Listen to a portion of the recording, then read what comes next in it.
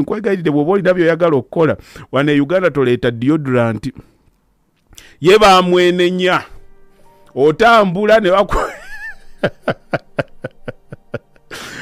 otambula olinga olusulu muvaako ng'ebyokunaaba banaaba naye kalingako kalemeramu oli tafangayo nti no bannanga omuntu omukulu yeekubako akantu kano kwe gagwe n'ossa abantu ekkalalume oyitawo ne bagamba bannange John abadde kwata tunabamulaba tumuwulidde bwawunya omuntu omukulu nga bakuwulira ku lusuulo bakumanyi n'okumanya nga gwe baakuvaako baakwenenya kati ne bw'oba oweefula obuvunaanyizibwa okwenkana ki ng'olina ebigambo by'oyogera bivaamu makulu meereere naye amazima ddala ng'olusuulo luganya bannange ukyuseemuuko hygiene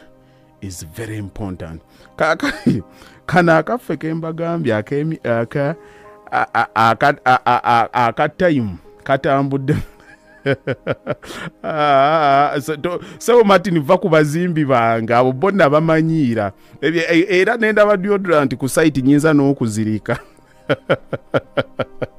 nendaba deodorant ku site zange nyinza n'okuzirika kuba ebyo byo tebabimanya ate nange nakkiriza naye tulina akaffe ke tunaaba bakayita k'abazimbi n'okola bwoti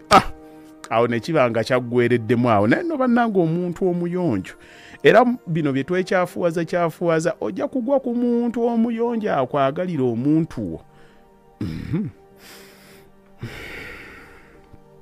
olidda n'ogamba nti Haji yatubuulya ekya ssente wano temukyekwasa kuba buddiya e Kampala we buli n'obw'50,000 so obuyonjo n'obukyafu